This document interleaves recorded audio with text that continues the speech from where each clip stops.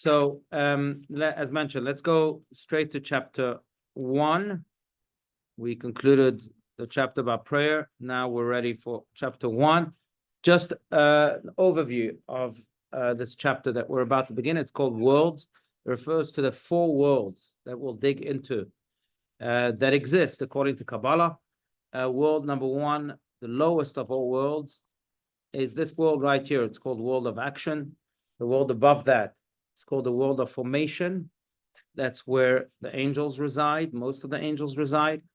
Then the world above that is the world of creation, Olam HaBriah, and that's where our souls come from.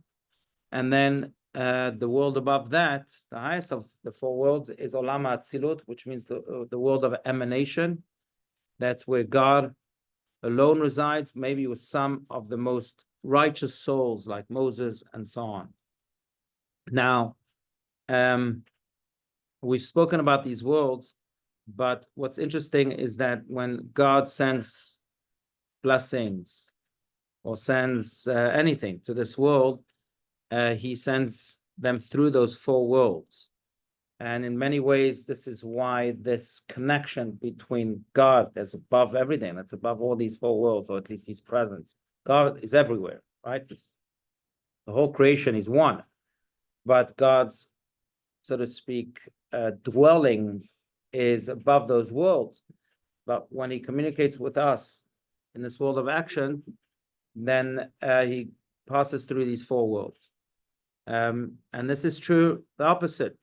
When we communicate with God, our prayers go through these 4 worlds. I'm talking about the prayers that are completely pure and completely earnest. Prayers that are not, if you're just praying like a robot, then they get stuck in the world of action. They don't even go up. Some only go to the world of formation, where the angels are. And if they feel that the prayer is not pure, they say, you know what, they sift through the prayers. This prayer is not going to go all the way to the throne of glory. So this communication is ongoing, almost like an electricity wave that goes from the throne of glory down to this world, through the 4 worlds, and then back. Now, this process in Kabbalah, as we'll soon learn, is called Seder HaIshtalshelut. It's another big concept that these 2 chapters will explore. Seder HaIshtalshelut means the order of how would you say Ishtalshelut? Of development. Yeah, right? The order of development, how things develop. So from the throne of glory back to this world, and then from this world back to the throne of glory through the 4 worlds. That's just as a very, very general introduction. Let's dive right into it. Let's go to chapter 1 on page 1. At least in these books, it's on page 1. Does anyone please, Mom? Oh, please. Already? Good, like a good Jewish husband. You know the story about this kid who was in school, I'm sure you all know, and he came home all excited saying, Mommy, we have a play, and they even gave me a role. Says, what role did they give you? Says, the role of the Jewish husband. Says, no, you need a speaking role. Go back and tell them. You want another role? Okay. Let's go. The world in which we live, the objectively observed universe around us, is only a part of the inconceivably vast system of worlds. Most of these worlds are spiritually in their essence. They are a different order from our known world, which does not necessarily mean that they exist somewhere else, but means rather they exist in different dimensions of being. What is more, the various worlds interpenetrate and interact in such a way that they can be considered counterparts of one another, each reflecting or projecting itself on the one below or above it. With all the modifications, changes, and even distortions that are the result of such interactions, it is the sum of this infinitely complex exchange of influence back and forth among the different domains that comprises the specific world of reality we experience in everyday life. Right. Okay. So we can spend hours just on this paragraph, but I want to condense it to this big idea. And that is very much connected to what we spoke about in our class just before this. And that is that what we see is not the only reality that exists. What we see is not what we get. What seems is really not a reflection of what there is. There is so much more to what our naked eyes can see. And we said in the previous class, that's why we close our eyes for many of the Jewish traditions, including Shabbat candle lighting, including blessing our children, in order to be able to connect to the inner dimension of things. Now, what does exist beyond that which our naked eyes can see? These worlds that are in constant communication with one another, that forever interact with each other. And this speaks really to the very core of creation, because in many ways we were created not just to impact this world. I know we often say tikkun olam and letaken olam malchut shalai, which is really the original expression to better this world with the governorship of God. But it's not just this world. Every action in this world affects all four worlds, because again, they're very much interconnected. What I do in this world and what I do in this life will impact me in dimensions that I can't see, that I may not even be aware of, but they still exist. And that's really what the purpose of this chapter is, to analyze what that second and third and fourth dimension is about, or what they're about. Because we don't live in a one-dimensional life, we live in a multi-dimensional life. And I think that, if I may add, this is why Rabbi Steinsaltz placed this chapter as the first chapter, even though he took a humongous risk. Think about this. I mean, you want your first chapter, anyone knows, any writer, even beginning writers that are beginners, know that in order to captivate the reader, your opening needs to be an opening that immediately sucks the reader in. Here, just think about this. The physical world in which we live, the objectively observed universe around us, is only a part of an inconceivably vast system of world. If you're the reader, oh, whoa, I'm not reading this book, goodbye, right? Because, it's so complex. Well, but that's the reason Rabbi Steinsaltz placed this as chapter 1 is because he's really almost creating or at least drawing the order of priorities in life. The first priority in life, the first thing we should teach our children is that they don't live in a one-dimensional world. They live in a multi-dimensional world. That there is the world of feelings, emotions. If you're talking about the world of psychology, it's not just the body, but also there's the world of spirituality, of God. There's an accountability that is needed from another world. There are dimensions that life, that our children's lives will affect, will impact. Now, to go, yes, Seth, please. I was just going to ask. Yeah. So there's a number of ways that it could be interpreted metaphorically. So, like you were saying, like the emotional world or the roles that we play in our lives is different in different contexts. Those are different worlds, Right. But there's also like the science more, in the physics, like there's the multiverse. There's right, and then so I'm just wondering how metaphorical versus how specific to Judaism and the spiritual world he's being, like how metaphorical versus how concrete in that's a good question. Look, I don't know if you can separate the two, because it's concrete and metaphorical at the same time. In many ways, it's very concrete because, again, we are living in multiple worlds. Even if you look at the human being himself, I mean, we are all experiencing multiple dimensions every day, right? From the intellectual to the emotional, to the spiritual, to the physical. There are multiple dimensions in each and every one of us. So these are very concrete, yet they're also very metaphorical because they are representative of things that are greater that we might not grasp. So I think they're intertwined. A great question. Yeah. But I will say that when children understand this, again, going back to why this is chapter 1, when children understand this, they live not only deeper lives, but they also live more meaningful lives. To quote Socrates, an unexamined life is not worth living. That means that a life that is worth living is examined. And when we give them those tools of examination at the very beginning of life, then we create for them meaning and purpose. So I think that's why, again, it's chapter 1. Now, to draw this back to the greater purpose, the purpose of the world, purpose of life altogether, which is also at the very foundation of why we live, why we even exist. So I want to draw your attention to one of the biggest ideas that, again, are very much connected to those dimensions that we live in. So at the very beginning of creation, Adam and Eve sinned. They eat from the forbidden tree. By eating from the forbidden tree, they expel the divine presence that completely dwelled in this world, in the world of action, as we're about to read. That's the name of this world. They expel the divine presence from this world. Goodbye.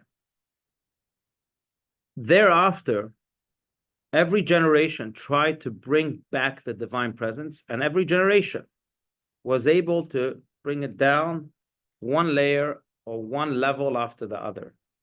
According to the Kabbalist, that's where we find the number 7. After 7 generations, it was brought back down and finally revealed, more revealed. So, for example, from Abraham to Moses, there are 7 generations. And Moses is the one who finally brought this divine presence back down to this world with the Torah given on Mount Sinai and the application of the Torah in this world. But then the golden calf again removed it. So you see these patterns of 7 all the time in Kabbalah that speaks a lot about it. But going to this very, very deep idea, in many ways, the purpose of life, the purpose of this world, is to try and bring back this divine presence that may be stuck in the world of emanation or the world of creation. And every generation has its duty to bring a little piece of heaven back down on earth through those 4 worlds, because it might be stuck right now in the world of formation with. And the whole duty is to bring back Mashiach, which is the ultimate purpose, right? We're all preparing this world for Mashiach, bettering this world for this divine presence to ultimately come down and never leave this world again, is really the execution of this idea at its best. It's when we, as a force of humanity, being able to draw down God's presence to this world, to the point that it is now finally revealed as it was before the sin of Adam and Eve. So we make this world the Garden of Eden. That's what Mashiach is. How so? Because every mitzvah that we do draws down this presence more and more through those 4 worlds back here. So that's just to connect again what this was saying here, this first paragraph, to the purpose of life, to the purpose of the creation of the world. Yes. One of the difficulties I have is reading this. I always think that I speak directly to Hashem when I pray, but really I'm not. I'm going through, basically after reading, I'm actually going through,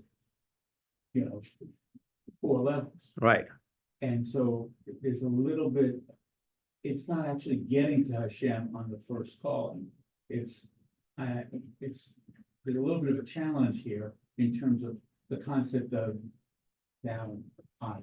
Yeah, you're right. I mean, on the other hand, earnest prayers go straight to God. They don't get stuck in the world.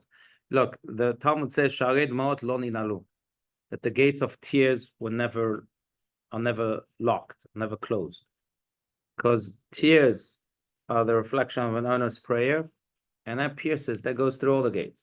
Those gates are always open. On the other hand, jokingly and not jokingly, I know that Rabbi Steinsaltz would often, he had, his own synagogue that I was at on Shabbat, actually, Tzemach Tzedek synagogue in the old city of Jerusalem. He was appointed as the rabbi by the Lubavitcher Rebbe. But I remember that he would often say that the ceiling of this synagogue is very holy. And when you would ask him why, he would say, because a lot of the prayers that are prayed by people ascend and get stuck in the ceiling. They don't go further than that. So you have a lot of prayers in the ceiling. It's very holy. But some prayers are so robotic and dry. Let them understand anyway. They're just the highest they can go is up to the ceiling. That's right. That's right. There you go, even higher. Then the clouds would be holy. Yeah. Sorry. So that's a good question because you have this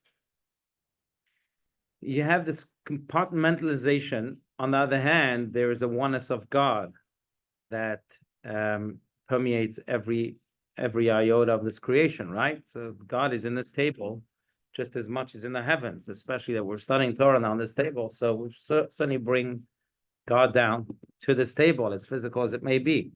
But what really this refers to is not so much the presence of God, but it really refers to what the Kotzker Rebbe famously said when he asked these students, where is God? And they said, well, he's everywhere, right? He said, no, he's only in a place where you let him in. That's where God is. So it refers to our connection with God, not to God's connection with us. God is everywhere. God's connection with this table it's one with him. But what's the connection of this table with God? What's the connection of us with God, not of God to us? That's what it refers to.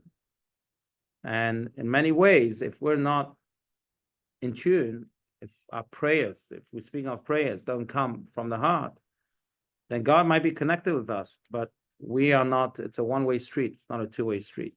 It's like you said the other class. Don't believe everything you say, everything you see. Yeah, that's right. What term did you use? Not believing the same. Yeah, seeing is not believing. Seeing is Not believing. By the way, that also we've spoken about this, but we didn't speak about this in last class, but that's why Purim is coming up. That's why on Purim we dress up. We change our clothes. You know, it's interesting because the word for clothes in Hebrew is beged. Beged is the exact same word as the word for betrayal. Beged, boged, you've got. Why? Because our clothes in a way betray the real us.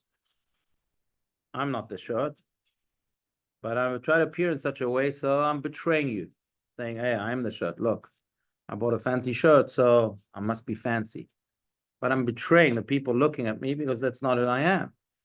By the way, that's why in the Torah, think about this, all of the, or at least most of the instances in which garments are mentioned, they usually are instances of betrayal.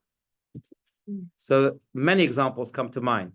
When Jacob's sons sold their brother Joseph to Egyptian slave merchants, remember that?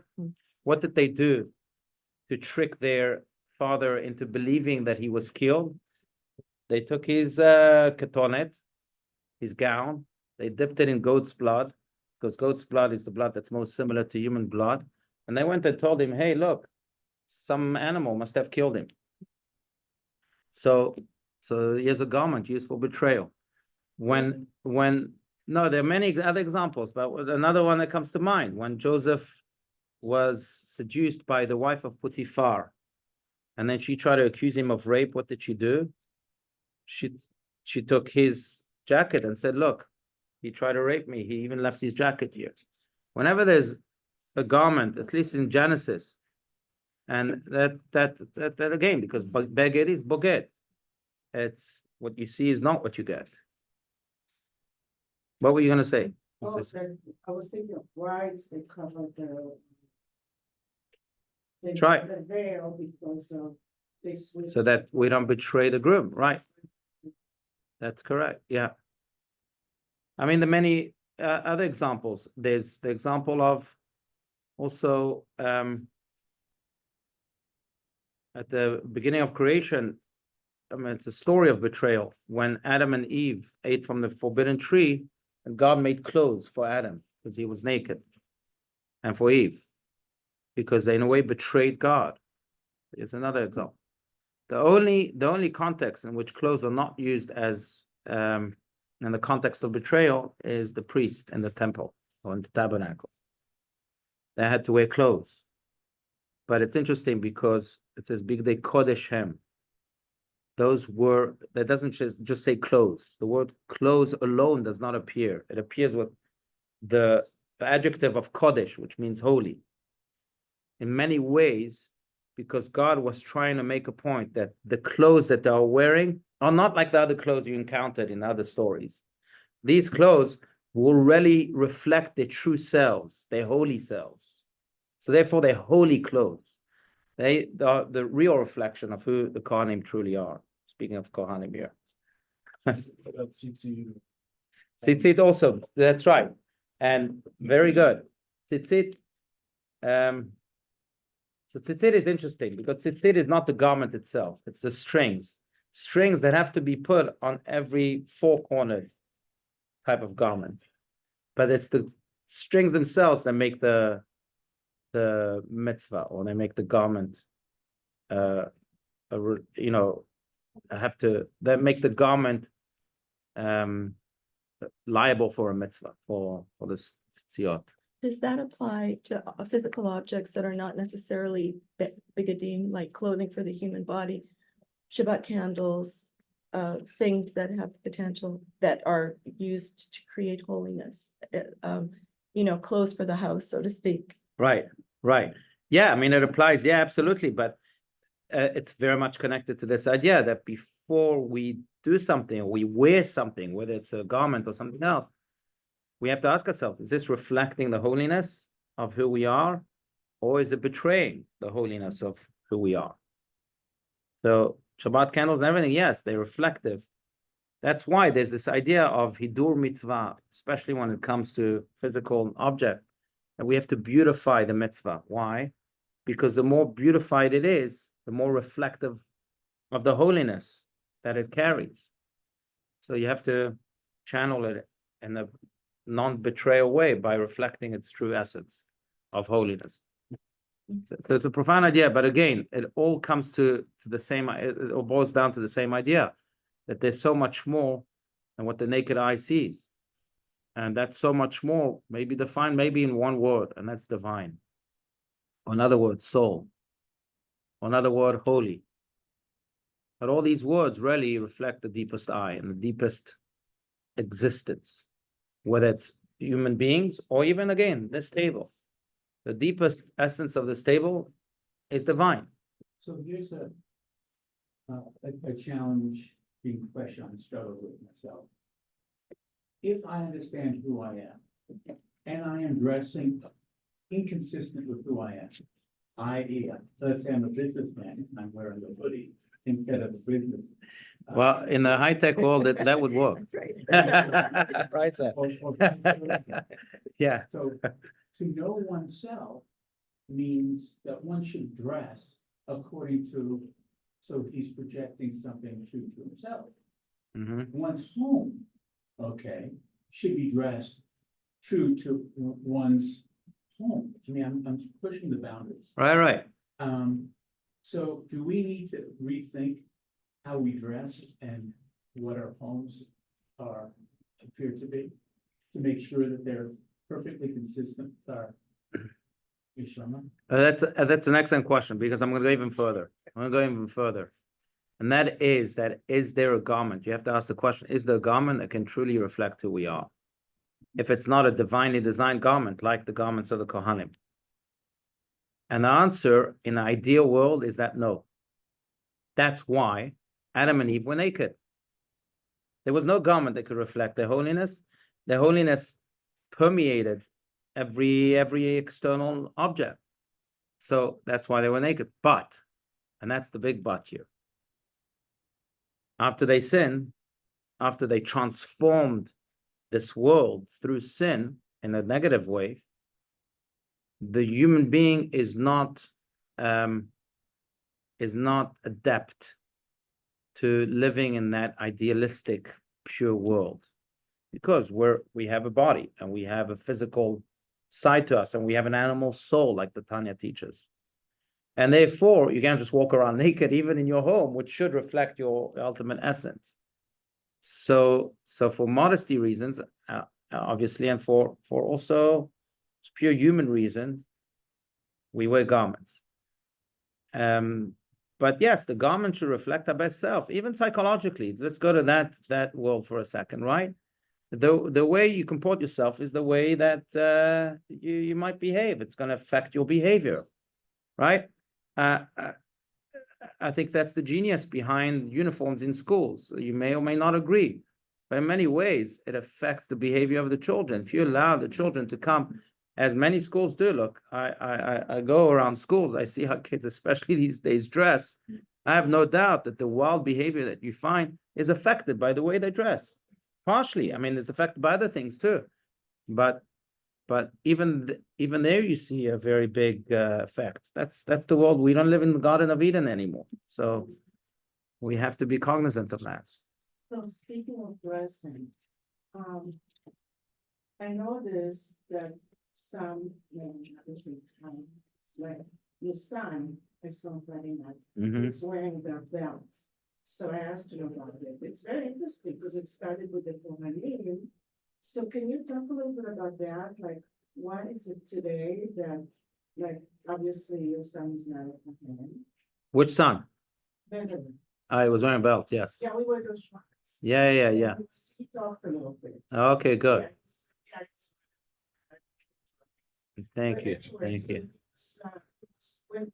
But like, Nemo. He was wearing a belt because his pants are too big on him. That's all. Well, his father wasn't there. Okay, fine. No, All right. But no, seriously, so when Nemo in his house, when he speaks, he wears Oh, you mean the gartel, that belt? the belt. I don't know what is it called. Yeah, it's an extra, but not the pants belt. Yes, the belt that's added to it. Yeah, fine. I get it. Yeah. That's right. It's like a karate belt. Yeah. So Mango has said, I can't call him Rabbi, but I know he's a. Yeah. But my question is, so. You can call him the true Rabbi Allouche. Yeah. No. Go ahead. Like this, he says there's only one true rabbi. Okay. All right. Go ahead. Seriously, so why is it now that people that are not Kohanim are wearing the whatever? What is it called? So it's a good the gartel. It's a good question. That's gartel. That's how it's called. It's a Yiddish word for belt. That's all. Gartel. Yeah. Gartel. I think it's the Yiddish word. Does anyone speak Yiddish here? Yeah, gargle, that's right, that's right. That's right. Yeah, It's the Yiddish exactly. word for belt. Yeah.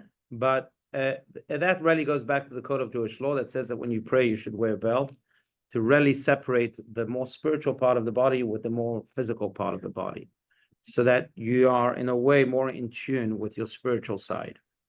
That's why you wear a gartel. So how does that work? But it started just with the Kohanim. Well, it started just with the Kohanim. Well, I mean, the Kohanim had a belt, but that's not where this idea of wearing it in prayer started. Where did it start? It started, the Talmud speaks about it, Halakha speaks about it, Code of Jewish Law speaks about it. So it may be a 2,000-year-old tradition.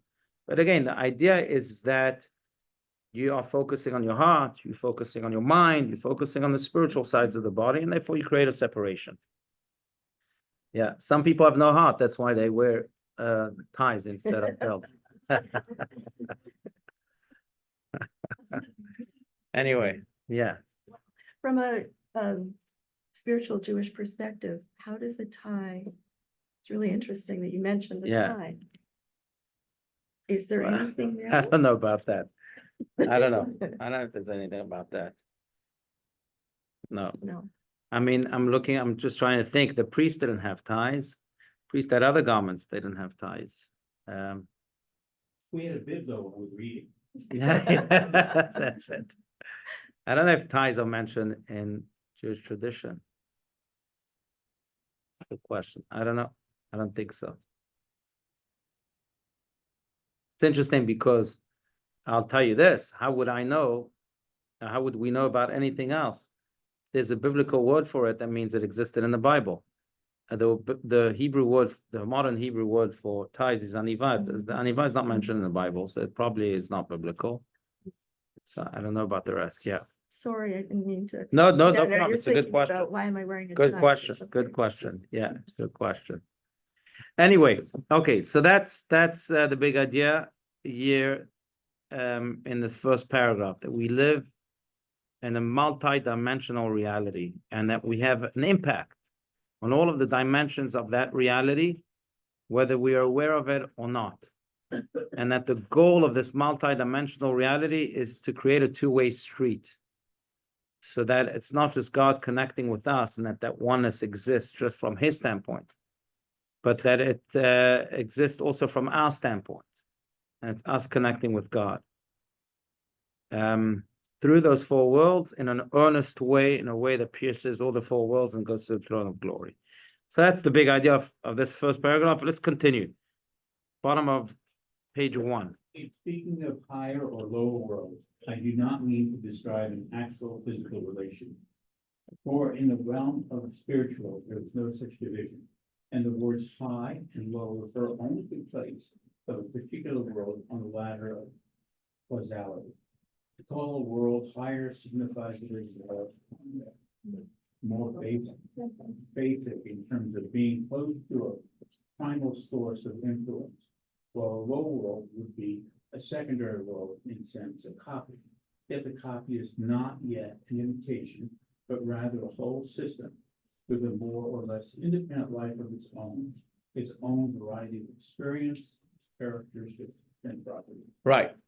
Because in the world of infinity, right, or from a perspective of infinity, everything is equal, right?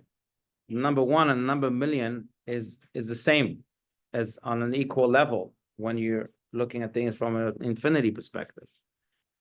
So to say that this world is higher than this other world really is only speaking the human language. From a divine perspective, the high worlds are just as low as the lower worlds, and the lower worlds are just as high as the higher worlds. God is infinite, so everything is one, and everything is therefore on the same level. Now, therefore, just to put it in a more practical way, perhaps, the smile of a little child is just as important in the eyes of God, at least, as the high-tech revolution or any other massive endeavor that you may think of. So again, from an infinity perspective, everything is, so there's no high and there's no low. From our standpoint, there is a high and there is a low. That's the way things seem. But it's important to remember this, because in many ways, this categorization of things, that this is high, this is important, and this is not, in many ways blinds us from our immediate duties of life that may seem so small, and therefore we don't do them. We say, oh, I really have to be nice now? I don't care. I'm busy changing the world. But that's because you're seeing the world as, oh, the acts that change the world are important. My mood right now is not so important. So that's nothing in comparison to me changing the world. So I'm not going to do it. But from God's standpoint, even these little details are just as important as changing the world. And that's why maybe Judaism is the most detail-oriented religion, even though it's not a religion out there. It will tell you, if you look at the code of Jewish law, it's crazy. It tells you how to tie your shoelaces. It tells you how to cut your nails. It tells you that you're not allowed to put two clothes on at the same time. It tells you all these details, and it like invades your life. You feel like, oh gosh, all these rules. That's the point. There's no detail in Judaism. Everything's big. The lowest is really the highest, because from an infinity perspective, it is the highest. And they're all on the same level. What you can achieve with one little detail is as much as you can achieve with the greatest thing in the world. It's a very powerful idea, but it's true when it comes to the world, right? When you have the world of action versus the world of emanation, you can't say that the world of emanation is higher. But okay, we'll see. And speedy recovery, with your finger. Appreciate it. Yeah. 4 weeks. Okay, good. All right. But I think it's one of the greatest things that our new generation should really be in tune with, because kids feel like if they don't have 1 million followers on TikTok and on Instagram, and if they're not making that type of impact on social media, then they're nothing. But if you make an impact on one person for God, again, from a godly perspective, it's just as profound and as impactful as making an impact on 1 million followers that don't care about you anyway. So it's tremendously important. That's the big idea here. I just want to focus here on this sentence because I think is the very last sentence here. Yet the copy, I think it's important. Yet the copy is not just an imitation, but rather a whole system with a more or less independent life of its own variety of experience, characteristics, and properties. And what this is really saying is that why is the detail so important? Because the detail is not just a detail. It too has many, many dimensions, as we spoke about in paragraph 1 here. So you might say that my smile, just to give you that example, my smile is just a smile, but it's not. It impacts one person, his emotions, and his behavior, which will then impact the way he comes home, and therefore the whole energy of that home, which will then impact maybe the whole energy of the street and of the world altogether. What don't they say that the flaps of butterfly wings in Indonesia can create a tsunami, or sorry, in Brazil can create a tsunami in Indonesia? Same year, because it's not just the flap of the wings in that place at that moment. It creates that ripple effect in many other places, in many other moments. Same year with all of those details. So really, the small is big and the big is small.